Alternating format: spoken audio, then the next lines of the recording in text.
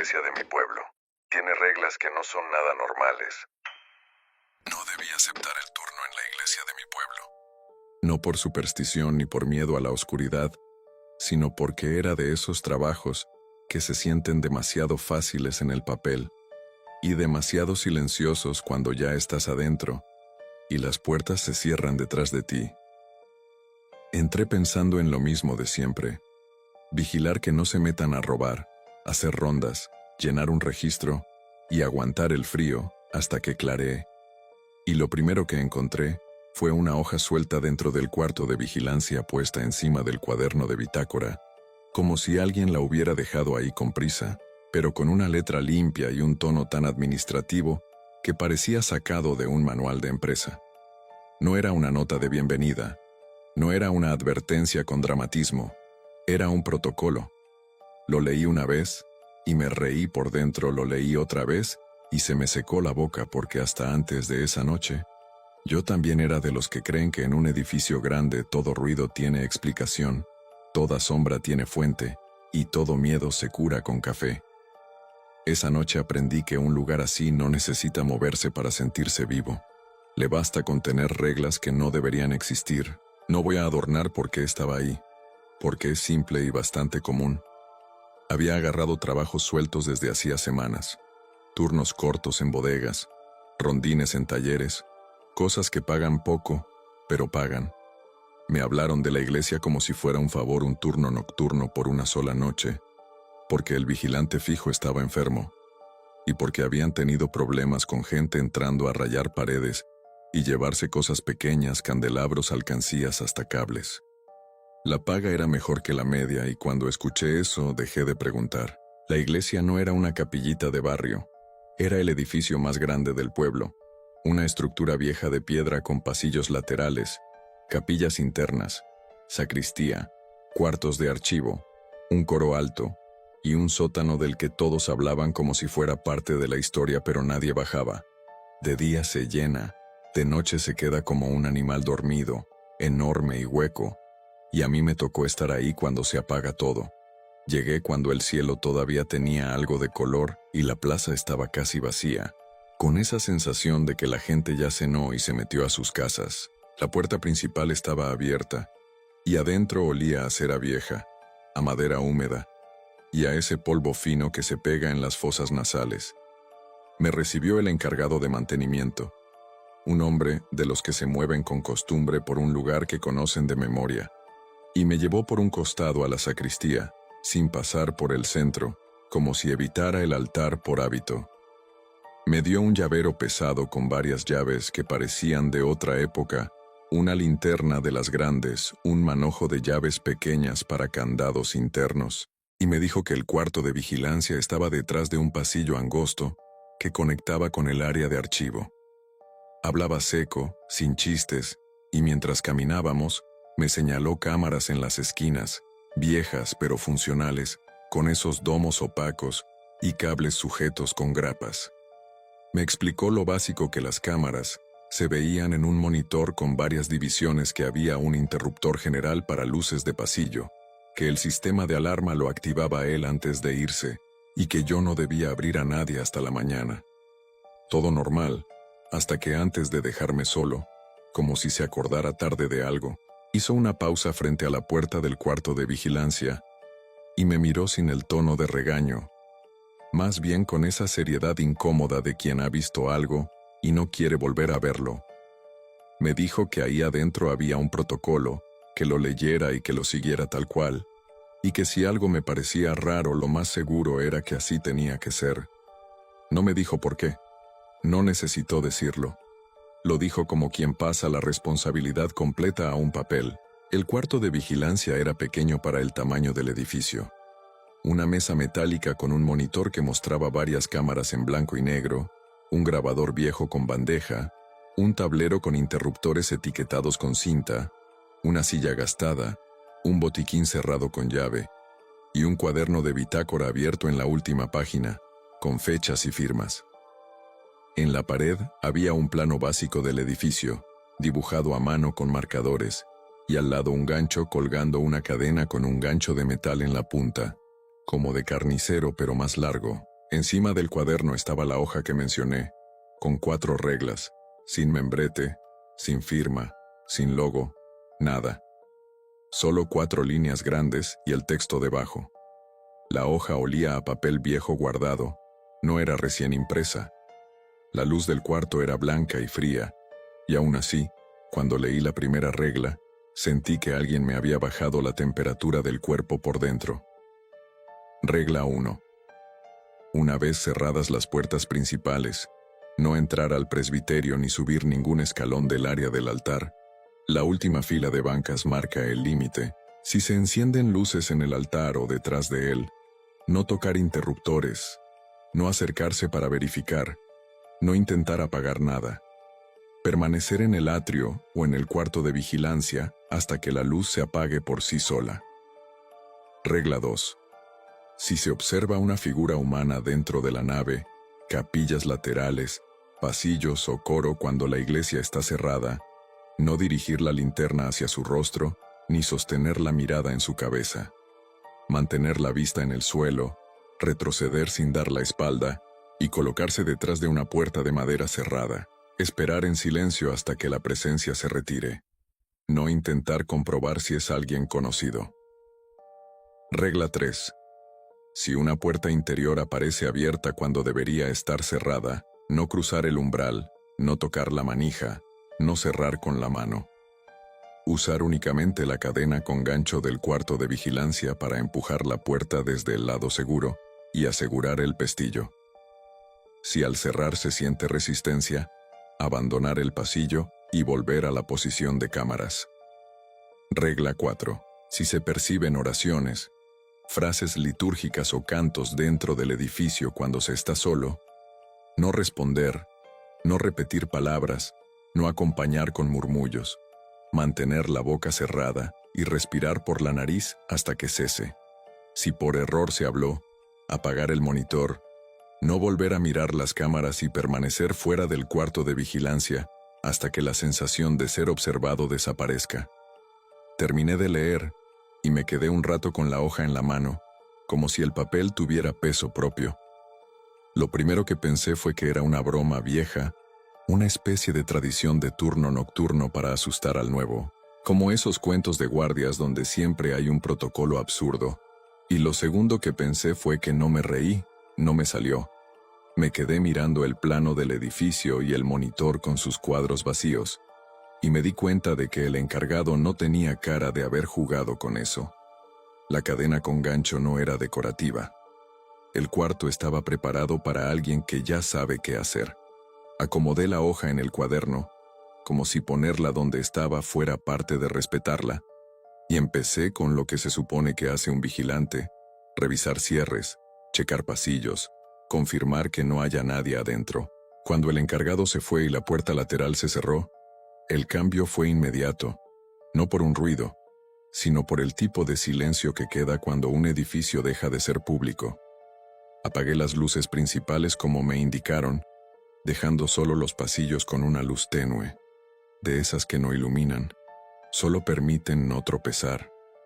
La nave central se volvió una extensión oscura con sombras largas de bancas, columnas y confesionarios. El aire se sentía más denso, como si la humedad se acomodara. Hice la primera ronda con la linterna apuntando al suelo y a las cerraduras, revisando candados, puertas de archivo, acceso al coro, y todo estaba en su sitio normal, hasta que al regresar al monitor, vi algo que no cuadraba con lo que acababa de ver en persona. En una de las cámaras que daba a un pasillo lateral, había una figura parada cerca de una capilla interna. Era una silueta negra contra el fondo más claro de una pared. No tenía por qué haber nadie.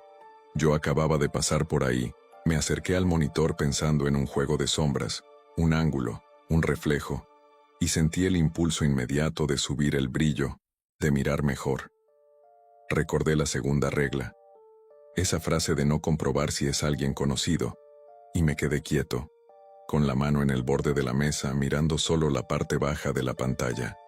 La silueta no se movía.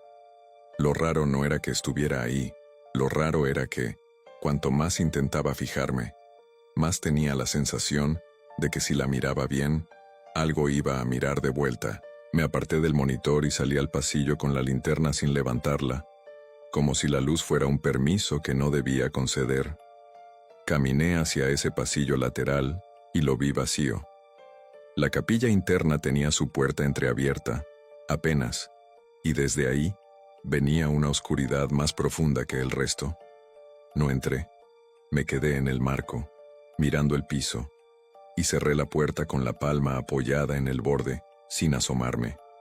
Volví al cuarto de vigilancia con el corazón raro, no acelerado, más bien pesado, como si algo me hubiera jalado el aire del pecho sin tocarme. Pasó un rato en el que todo parecía calmarse, y ese fue el momento en que me traicionó lo normal. Esa parte de uno que piensa que lo extraño se explica solo si le das tiempo. Me senté, anoté en la bitácora que la ronda inicial estaba completa, y me serví café de un termo que llevaba. Miré las cámaras por costumbre, y las sombras en los pasillos se veían quietas. Empecé a hacer una ronda más lenta, revisando puertas interiores, y fue ahí donde apareció la primera trampa evidente, una puerta que yo había visto cerrada, una puerta pesada que daba a un tramo de escaleras hacia el sótano. Estaba abierta, apenas lo suficiente para ver el espacio negro entre el marco y la madera. Me detuve a un par de pasos, sintiendo ese reflejo automático de acercarme y cerrarla, porque para eso me pagaban, para dejar todo seguro.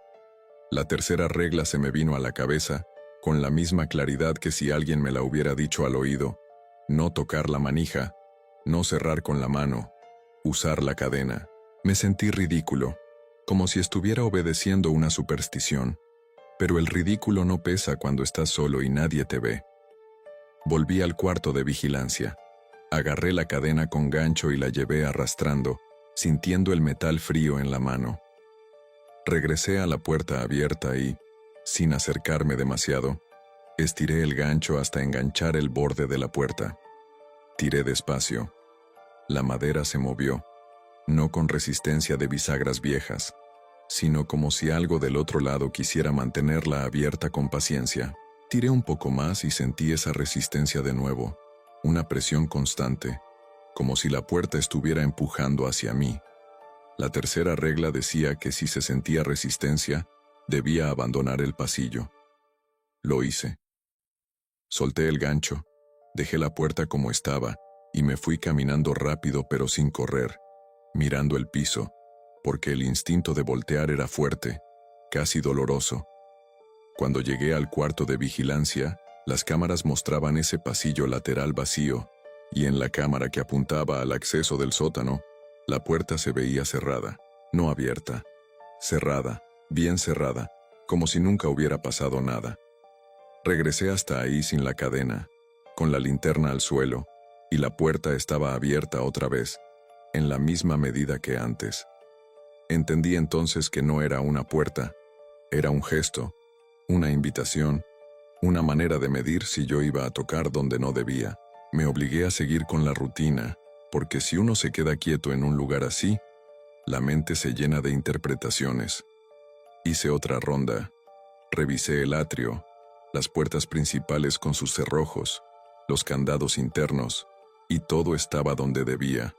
La iglesia grande, vista desde el centro, tenía una presencia extraña en la noche, porque la arquitectura religiosa está hecha para mirar hacia arriba y hacia adelante, y cuando no hay gente, ese vacío se vuelve un túnel. Los bancos se alineaban como dientes de madera, las columnas desaparecían en la oscuridad del techo, y al fondo, el área del altar era una sombra más oscura, un bloque que parecía absorber la poca luz. La primera regla era clara: no entrar, no subir, no tocar luces si se encendían. Yo pensaba que esa regla era la más ridícula, como si un interruptor pudiera ser peligroso. Pasó poco tiempo hasta que el altar empezó a brillar con una luz que no había estado ahí. No fue un encendido completo, fue una iluminación irregular detrás de la baranda, como si alguien hubiera prendido un foco en una sala que nadie debe usar. Me quedé en la última fila de bancas, contando mis pasos mentalmente para no acercarme más. La luz no parpadeaba, se quedaba fija, blanca y demasiado limpia para ser una vela. La tentación era apagarla. Era lógico. Era mi trabajo. Y sin embargo, ahí estaba la regla, diciendo que no tocara nada y que esperara a que se apagara sola.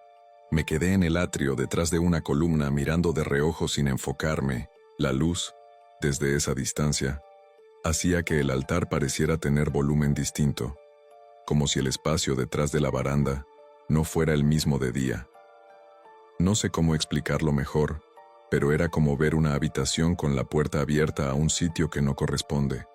Se me ocurrió que el sótano y el altar estaban conectados de alguna forma, un paso oculto, una trampilla.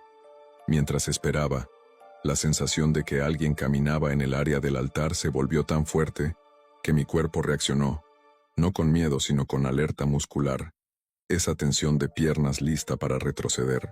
La luz se apagó sola al rato, sin que yo hiciera nada, y el oscuro volvió como una manta. La primera regla funcionó. La regla no era para proteger el edificio, era para mantenerme lejos.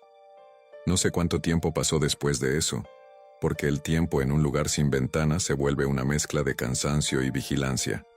Me senté otra vez en el cuarto de vigilancia y comí algo, y fue ahí donde empezó lo de las frases, lo que la hoja describía como oraciones y cantos.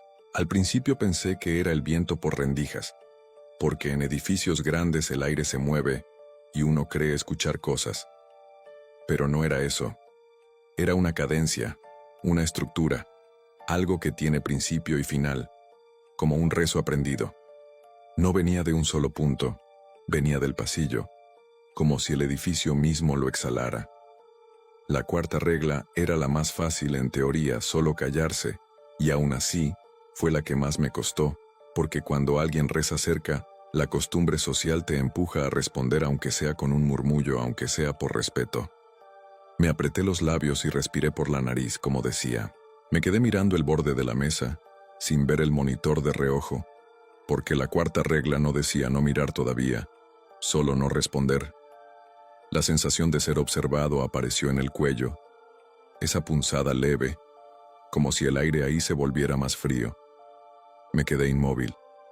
La cadencia siguió, se acercó, se alejó, y luego cesó.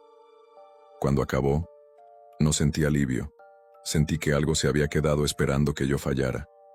La iglesia en la pantalla seguía vacía, y eso fue lo peor, ver pasillos sin nadie y sentir que el vacío no era ausencia, era una manera de esconderse. Hasta ese punto yo estaba obedeciendo. Estaba incómodo, sí, pero todavía tenía esa esperanza de que al amanecer todo sería una anécdota rara. El problema con obedecer reglas que no entiendes es que las sigues con disciplina, hasta que el cuerpo se cansa, y el cansancio no negocia. Me recargué en la silla, cerré los ojos solo un momento, y en ese momento, como si hubiera estado esperando esa rendija, regresó la cadencia de la oración, más cerca, más clara, con esa sensación de que alguien estaba justo del otro lado de la puerta del cuarto de vigilancia. No escuché pasos ni golpes, no hubo señales obvias, solo la presencia pegada a la madera. Yo tenía la boca seca. Pensé en tragar saliva, pensé en toser, pensé en cualquier cosa, y me salió una palabra, pequeña, automática, no fuerte, un reflejo aprendido de tantos funerales y misas, una respuesta de cortesía que uno dice sin pensar. En cuanto la pronuncié, sentí que el aire del cuarto cambiaba, como si algo me hubiera reconocido. La cuarta regla lo decía: si por error se habló, apagar el monitor, no volver a mirar las cámaras y salir del cuarto de vigilancia hasta que la sensación se fuera. Lo hice con manos torpes. Apagué el monitor y el cuarto quedó más oscuro, solo con la luz tenue del pasillo. Me levanté y abrí la puerta, saliendo al corredor estrecho hacia el archivo, sin mirar atrás. El silencio afuera era más pesado, y la sensación de ser observado no disminuía. Al contrario, se volvía más precisa, como una mano en la nuca. Caminé hacia el atrio, manteniéndome cerca de las paredes, y me quedé ahí, junto a la puerta principal cerrada, respirando por la nariz y esperando, como si esperar fuera una forma de limpiar el error. La sensación no se fue, se volvió peor porque ya no era solo observación, era intención. Empecé a notar cosas pequeñas, detalles que antes no estaban. En la oscuridad del atrio, el piso de piedra parecía tener marcas nuevas, como raspaduras, y en una de las bancas más cercanas, una huella de polvo, como si alguien se hubiera sentado. No fui a verificar, porque verificar ya era el impulso que me había traído hasta ahí. Me quedé quieto. El altar, al fondo, seguía oscuro. La nave era un vacío largo, y entonces vi, sin necesidad de cámaras, una figura al otro extremo, cerca de una de las columnas, casi pegada a la sombra. Era alta, demasiado inmóvil, y aún así, la forma se parecía a lo que uno espera ver en una iglesia, una silueta con algo parecido a una túnica, la cabeza inclinada como en oración. Esa semejanza fue lo que me golpeó, porque no parecía un intruso común, parecía un gesto aprendido, una imitación. La segunda regla dijo que si observaba una figura humana, no debía dirigir la linterna a su rostro, ni sostener la mirada en su cabeza. Yo no había prendido la linterna en ese momento, pero la curiosidad me mordía. Me obligué a mirar el piso, a no subir la vista. Retrocedí despacio hacia una puerta de madera, una puerta lateral que daba a un cuarto de limpieza, y me metí ahí sin cerrar de golpe, cerrando suave, poniendo el pestillo. Me quedé en la oscuridad del cuarto pequeño, respirando lento, esperando a que la presencia se retirara. En la rendija bajo la puerta, la luz del pasillo seguía igual. La segunda regla, hasta entonces, también funcionaba. Yo me escondía como si escondiéndome le negara algo, como si mi mirada fuera un alimento. El problema fue que ya había roto la cuarta regla, y eso parecía haberles abierto una puerta distinta. Desde adentro del cuarto de limpieza, empecé a sentir que algo repetía mi error, no como un eco, sino como una imitación deliberada. La palabra que dije antes, esa respuesta automática, volvió, pero no dentro de mi cabeza. Volvió desde el pasillo, con un tono que parecía el mío, pero sin vida, como si la garganta que la dijo no supiera para qué sirven los pulmones. Me quedé helado. La regla no mencionaba que pudieran usar tu voz, pero sí decía que si hablaste, no miraras las cámaras, como si las cámaras te devolvieran algo. Yo ya estaba fuera del cuarto de vigilancia, no podía ver el monitor y aún así entendí el sentido. Una vez que te reconocen por la voz, pueden empezar a parecerse más a ti, pueden acercarse por vías que antes no tenían. La palabra se repitió, esta vez más cerca de la puerta donde yo estaba, y sentí que la madera vibraba apenas, no como golpe, más bien como presión suave, como si alguien apoyara la frente y respirara sin aire. Me tapé la boca con la mano, por reflejo, como si eso pudiera deshacer lo dicho. Esperé. La presión se movió, se alejó, y en algún punto desapareció, pero la sensación de ser observado no se iba. Estaba pegada, como si ahora fuera parte del aire. Decidí volver al cuarto de vigilancia por necesidad, porque aunque la cuarta regla decía no mirar cámaras, yo necesitaba la cadena, necesitaba el control de luces, necesitaba el punto seguro. Caminé por el pasillo hacia el archivo, sin prisa pero sin pausa, evitando mirar hacia el centro de la nave, y abrí la puerta del cuarto de vigilancia con cuidado. Entré y no encendí el monitor. Me quedé con la espalda contra la pared, respirando, escuchando el silencio, y entonces vi algo que no necesitaba pantalla para saber que estaba mal. La hoja de reglas ya no estaba sobre el cuaderno, estaba doblada, metida entre páginas, como si alguien la hubiera guardado. El cuaderno de bitácora tenía una página nueva abierta, y había una firma, reciente, con tinta húmeda, como si alguien hubiera pasado y anotado su presencia. No voy a describir la firma porque sería darle forma a algo que no la merece, pero no era de nadie del pueblo. Era una serie de trazos que imitaban letras, como si alguien hubiera aprendido a escribir mirando desde lejos. Me entró una rabia tonta, una necesidad de demostrarme que yo no estaba perdiendo la cabeza, y con esa rabia cometí el segundo error grande, el que todavía me cuesta recordar sin sentir náusea. Encendí la linterna con el impulso de ir a buscar al intruso, y también encendí el monitor, como si la luz y la pantalla fueran armas. En cuanto el monitor volvió a prender, las cámaras mostraron algo que me cortó el aliento. En una de las vistas del pasillo del archivo, el pasillo por el que yo acababa de entrar, había alguien parado detrás de mí, a unos pasos, mirando hacia la cámara. Yo estaba en el cuarto de vigilancia, solo, y aún así la pantalla mostraba una figura que tenía mi postura, mi altura aproximada, y una cabeza inclinada con el mismo ángulo con que yo había mirado el cuaderno. No era un reflejo, no era un retraso, porque si yo movía el hombro, la figura no lo hacía al mismo tiempo. Tardaba un instante, como si decidiera imitar. La cara no se veía bien, solo un blanco sucio donde deberían estar los rasgos, pero se notaba algo que no era humano. Un borde demasiado amplio donde debería estar la boca, un espacio oscuro que no era sombra. La segunda regla me gritaba por dentro que no dirigiera la mirada al rostro, que no enfocara. Yo ya estaba enfocando, y la linterna en mi mano se levantó casi sola, como si mi cuerpo buscara confirmación. Giré la cabeza hacia la puerta del cuarto, con la linterna apuntando, y vi el pasillo vacío. Volví al monitor, y la figura seguía ahí, más cerca de la cámara, como si quisiera que yo la viera mejor. La segunda regla no era para que yo no me asustara, era para que yo no les diera permiso de existir con detalle. Quise apagar el monitor otra vez, pero ya era tarde.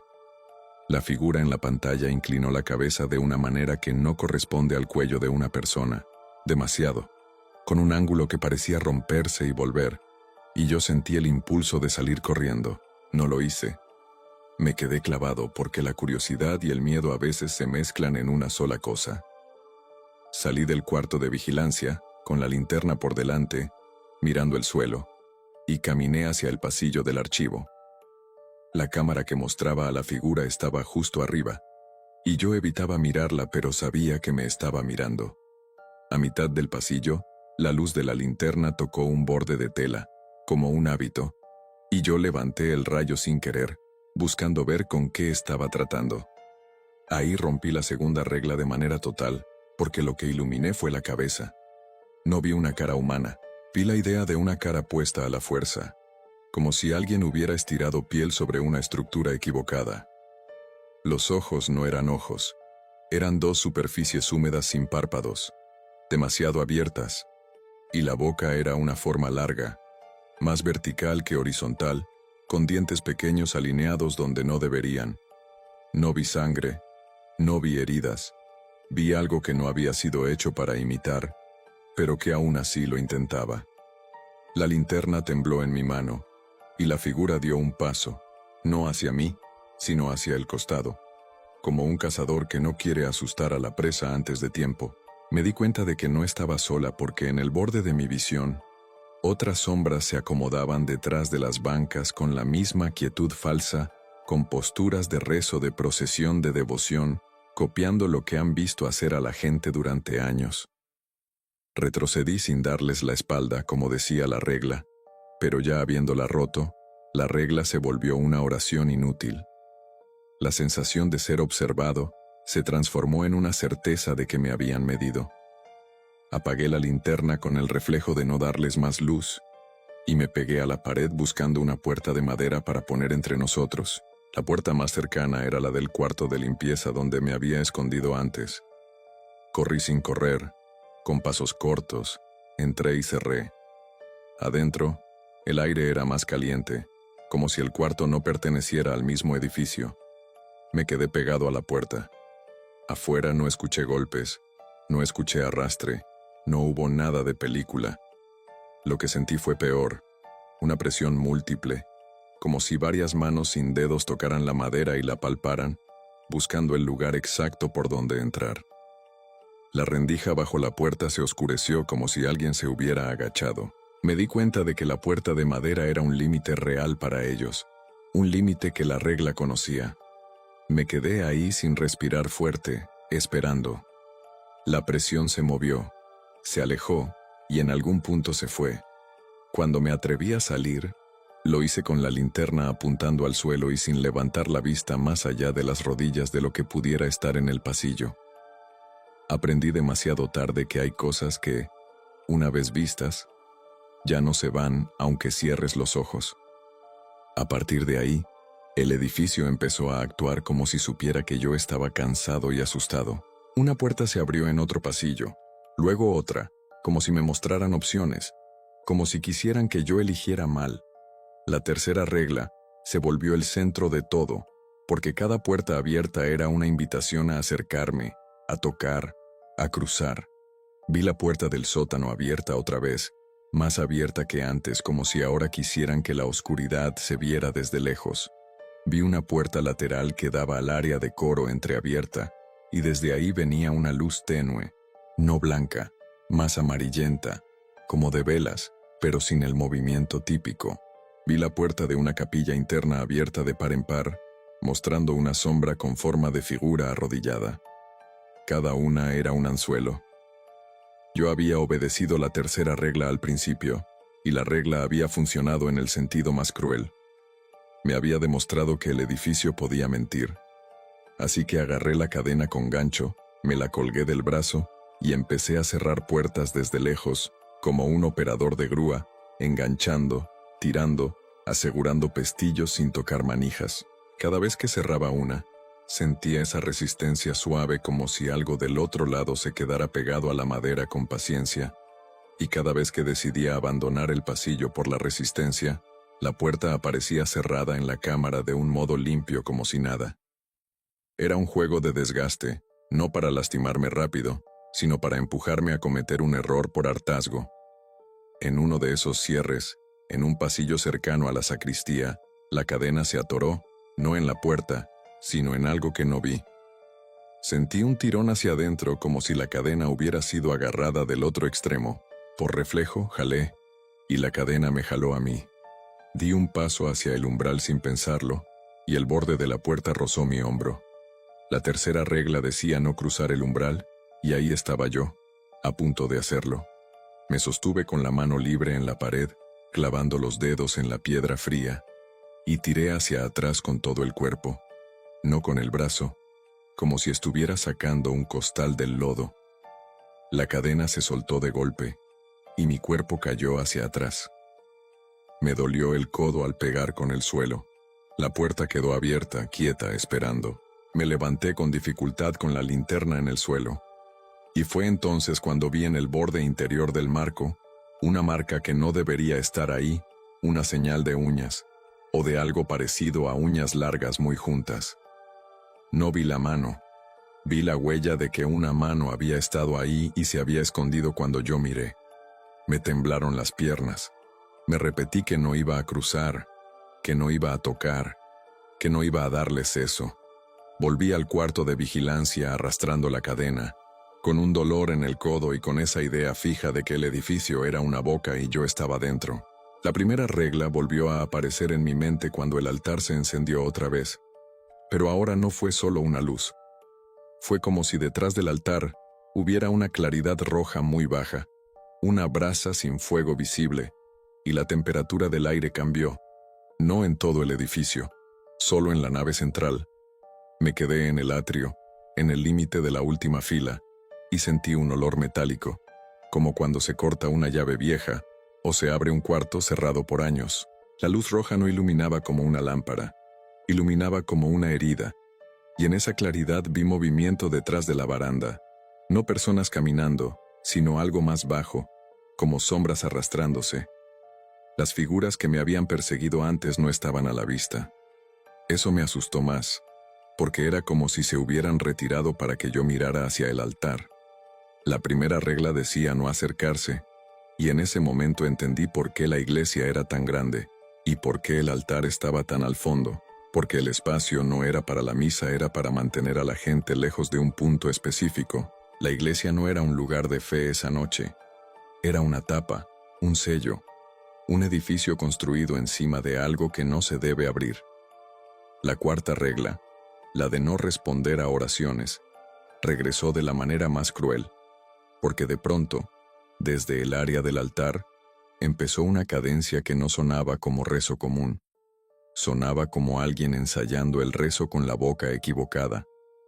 No era un canto bonito, era una repetición paciente, y entre esas repeticiones aparecía otra vez mi palabra, la que yo había dicho por error, ahora insertada en medio de la cadencia, como si el edificio la hubiera adoptado. Ahí me di cuenta de que no era solo que podían imitar voces, era que podían usar lo que tú das para construir un puente. Me tapé la boca otra vez, como si eso sirviera, y empecé a retroceder hacia el pasillo del archivo, buscando el cuarto de vigilancia.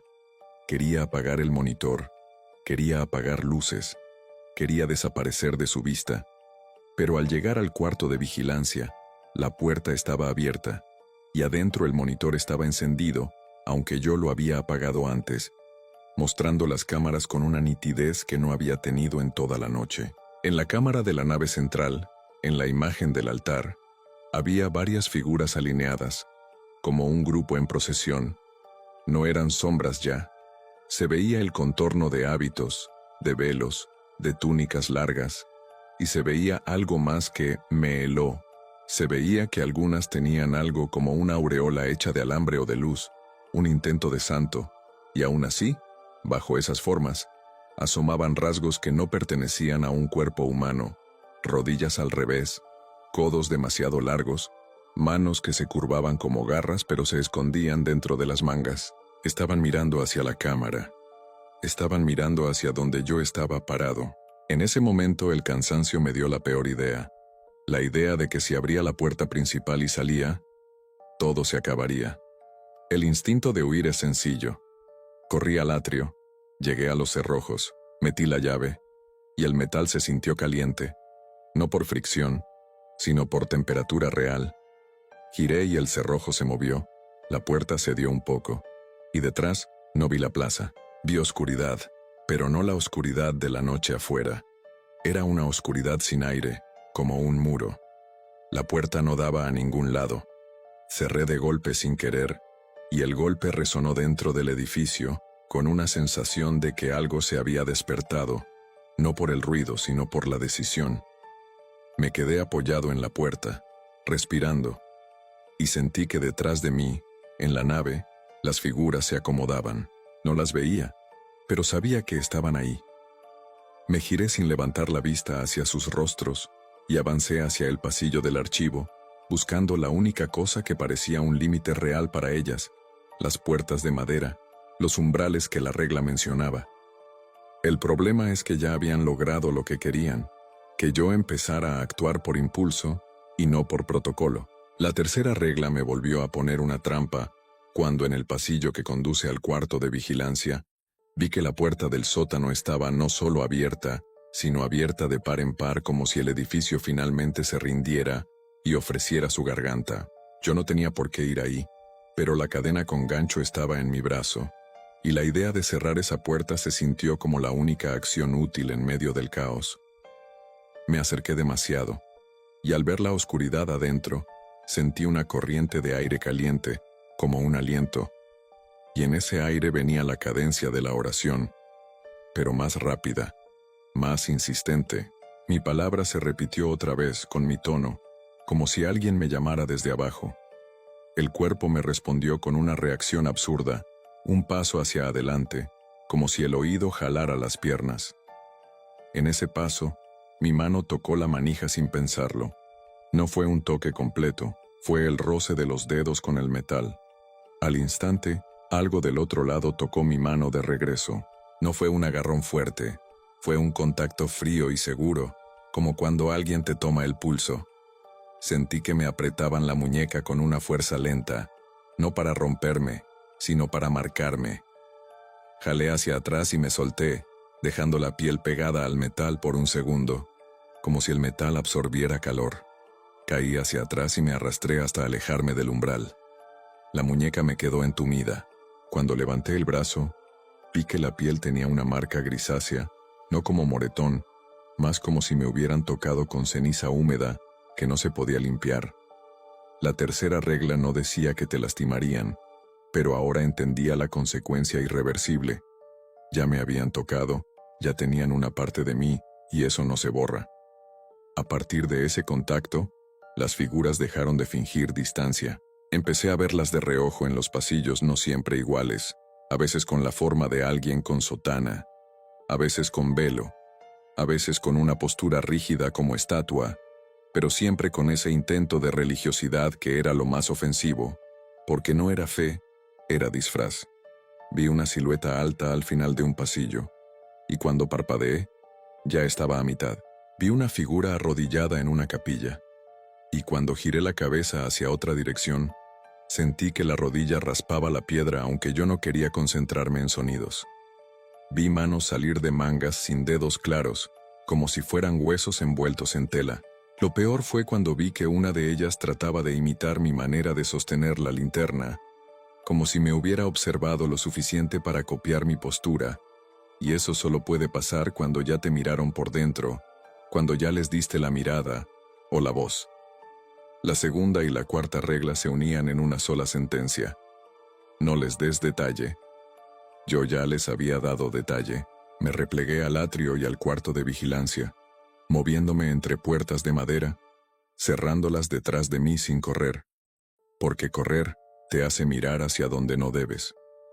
En algún punto, la luz del altar se encendió por tercera vez, más fuerte, y la nave central se volvió una franja iluminada que me empujaba visualmente hacia el frente. Vi desde el límite de la última fila que el piso del presbiterio no estaba quieto. No se movía como una puerta, se ondulaba apenas, como si debajo hubiera calor y el aire temblara, como cuando miras una carretera en verano. No era aire, era el piso mismo, la piedra respirando. La primera regla decía no entrar, pero mi cabeza, en un acto de desesperación, empezó a pensar que tal vez el altar era el punto seguro. Tal vez si cruzaba me libraba de las figuras, tal vez era un refugio. Esa es la mentira más perfecta. Ofrecerte el mismo lugar que debes evitar como si fuera salida. Las figuras se acomodaron detrás de las bancas bloqueando pasillos laterales, y me di cuenta de que estaban guiándome cerrando opciones con sus cuerpos falsos, no atacando, no corriendo, solo avanzando con paciencia, como si supieran que tarde o temprano iba a elegir el camino que la regla prohibía. Me quedé en el límite, en la última fila, con la linterna apagada, viendo la luz del altar como un faro enfermo. Sentí que mi muñeca marcada tiraba hacia adelante, como si la ceniza tuviera imán. La cadencia de la oración venía del frente, ahora mezclada con mi palabra de error, y aunque yo no quería responder, mi garganta se tensó como si buscara repetir. Me mordí la lengua para no hablar. Miré el piso, no sus rostros. Retrocedí hacia una puerta de madera, pero ya no había puerta de madera a mi espalda, solo el espacio abierto del atrio y la puerta principal que no daba a la plaza. Las figuras estaban más cerca, a distancias que antes habrían sido imposibles sin que yo las viera mover. No describo cómo se movían porque no era un movimiento humano. Era más como cuando un objeto aparece en un lugar nuevo, porque alguien lo puso ahí mientras no estabas mirando. Entendí entonces que la primera regla era el último límite real, que todo lo demás solo era contención, y que ellos no necesitaban agarrarme en los pasillos y podían lograr que yo mismo cruzara el escalón del altar. Crucé. No por valentía, no por creer que el altar era seguro. Crucé porque me quedé sin aire y sin opciones, y porque el cansancio me hizo pensar que una regla más no importaba cuando ya había roto otras. Pisé el espacio del presbiterio con el pie derecho primero, sintiendo la piedra más caliente que el resto del piso. Subí un escalón, luego otro, y en ese momento el aire cambió de golpe, como si hubiera entrado a otra habitación sin puerta. La luz del altar se volvió más blanca y al mismo tiempo más roja por debajo, y el olor metálico se intensificó. Quise dar un paso atrás, volver a la última fila y el escalón no estaba donde debía. Pisé y no encontré descenso. Encontré piedra plana, como si el escalón se hubiera estirado. Giré hacia la nave y vi las bancas más lejos de lo que deberían estar, como si el espacio se hubiera alargado. No era que yo estuviera mareado. Era que el límite se había cerrado detrás de mí. Entendí la consecuencia de la primera regla de una manera brutal y sencilla. Una vez adentro, Ya no se sale. Las figuras se quedaron del otro lado, en el límite de las bancas, sin cruzar porque no lo necesitaban. Estaban esperando como quien espera que la puerta termine de cerrarse sola. Me refugié detrás del altar en ese pasillo estrecho donde de día guardan cosas, velas, manteles, objetos de uso, y encontré una mesa baja y el cuaderno de bitácora que yo había dejado en el cuarto de vigilancia, ahora aquí como si el edificio lo hubiera movido para que yo escribiera donde ellos querían. No sé si esto lo escribo por impulso, o porque parte de mí todavía cree que dejar constancia sirve, pero estoy aquí en el área que la primera regla prohibía, y el aire se siente más pesado con cada minuto. La luz no se apaga sola esta vez. Se queda encendida, constante, como si ya no necesitara atraerme, como si el cebo ya se hubiera convertido en puerta abierta. Del otro lado de la baranda, veo sombras inmóviles, y de vez en cuando alguna inclina la cabeza con ese ángulo imposible, como recordándome que ya les di la mirada y la voz, que ya me tocaron la muñeca y que ahora el edificio me reconoce como parte de lo que se queda. Debajo del altar, en una rendija que antes no estaba, hay una claridad roja que late sin parpadear, y el piso está tibio como piel. No voy a describir lo que se mueve ahí abajo, porque no tengo palabras que no suenen a locura, y porque de algún modo siento que nombrarlo, aunque sea con adjetivos, sería darles más forma. Solo sé que la iglesia grande no es solo un templo, es una tapa puesta sobre algo que empuja desde abajo, y que las figuras que imitan hábitos no quieren simplemente asustar a un vigilante, quieren que alguien cruce para que el límite se cierre y quede uno más del lado equivocado. La oración sigue, ya no lejos, ya no desde un pasillo, ahora desde la piedra misma, como si el altar fuera una garganta. Mi palabra de error vuelve una y otra vez, y cada vez se siente menos como mía y más como un sello. Siento la lengua pesada, como si me costara no repetirla, y me aferro a escribir para mantener la boca ocupada sin hablar. La muñeca marcada ya no está entumida, está caliente, y cuando apoyo el brazo en la mesa, la marca deja una sombra en la madera, como si la ceniza quisiera quedarse en todo lo que toco. Afuera de este pequeño espacio en el presbiterio, las figuras ya no están quietas del todo. Se balancean despacio, como si respiraran con el edificio. Y aunque no levanto la vista a sus rostros, sé que están mirando hacia aquí, esperando el momento en que yo me canse de escribir, en que yo levante la cabeza, en que yo pronuncie algo más. No sé si la mañana llega en este lado del límite. No sé si alguien va a abrir las puertas principales y encontrar esto, o si las puertas van a seguir dando a esa oscuridad sin plaza. Solo sé que las reglas eran reales, que no eran para asustar a nadie, que funcionaban con la precisión de una máquina, y que cada vez que las rompí, el edificio me quitó una salida. Esta es la última parte que puedo escribir sin sentir que el aire se vuelve demasiado denso. La luz del altar está creciendo otra vez, como si el lugar de abajo se acercara, y las figuras del otro lado de la baranda se están inclinando al mismo tiempo, en una coordinación que no puede ser humana. No voy a intentar cruzar de regreso porque ya entendí que el regreso ya no existe. Me quedo aquí detrás del altar con la hoja de reglas doblada en el cuaderno con la muñeca marcada y con la boca cerrada esperando a que el edificio decida si esta noche termina o si solo cambia de lado. Gracias a todos por su apoyo. Sobre todo, a los miembros de este canal. Sin ustedes no sería posible este proyecto. Sin nada más que decir. Gracias por ver.